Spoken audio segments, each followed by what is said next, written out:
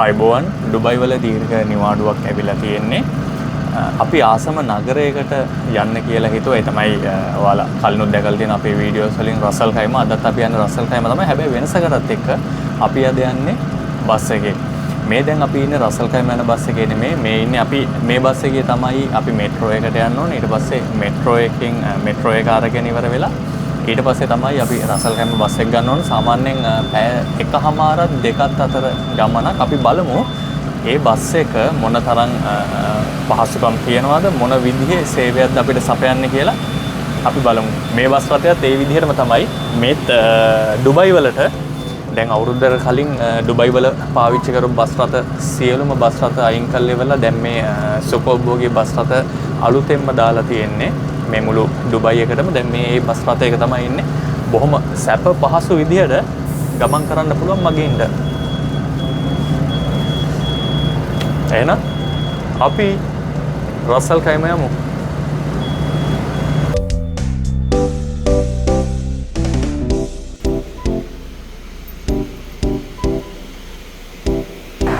අපි දැන් බස් එකෙන් ආවා. අන්න අර පේන මෙට්‍රෝ ස්ටේෂන් එකට අපි දැන් යනවා.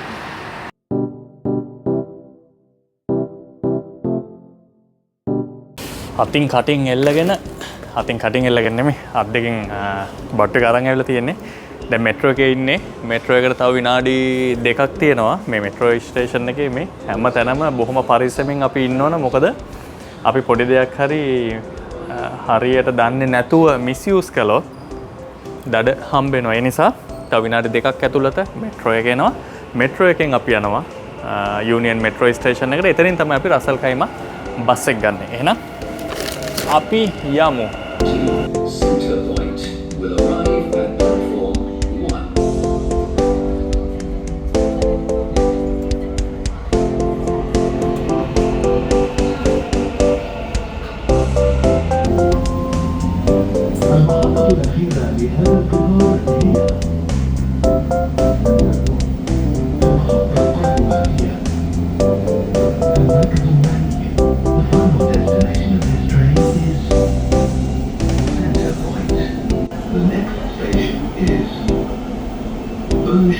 දැන් යූනියන් මෙට්‍රෝ එකේ ඉඳලා යූනියන් බස් ස්ටේෂන් එකට අපි ඇවිල්ලා ඉන්නේ.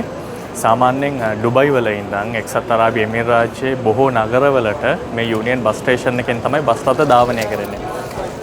අපිත් දැන් යනවා රසල් කයිම බස් එක ගන්න. සාමාන්‍යයෙන් බස් රථයක් පැයකට සැරයක් ධාවනය වෙනවා. ඊට කලින් ඩුබයි වල විශේෂම දෙන්නේ ෂවර්මා කියන්නේ. මේ යූනියන් එකට ආපම මම ගොඩක් කැමති කෑමක් තමයි ෂවර්මා එකක් කාලම බස් එකෙන් නැග්ගනම් තමයි බස් එකට ගියානම් තමයි ඒක හරි අපූර්ව. අපි එන යමු රසවත් ෂවර්මා එකක් කන්න.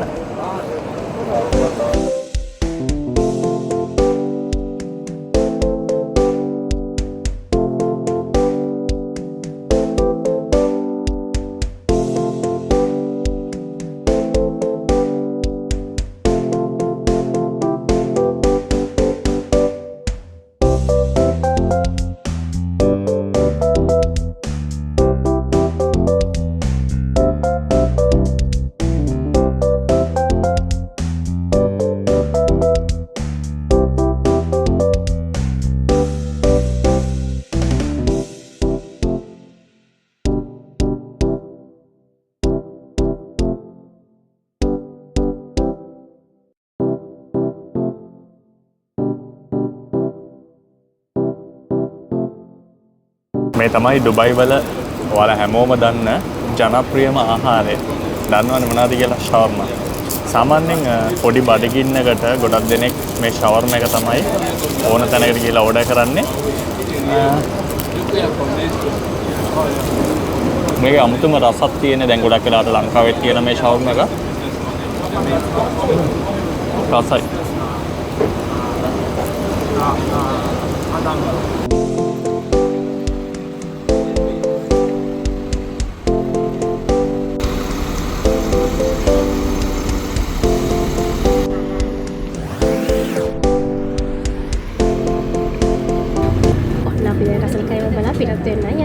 දැන් බස් එකේ පිටත් වෙනවා. තව පැය එකමාරකින් වගේ අපිට රසල් කයිම යන්න පුළුවන්.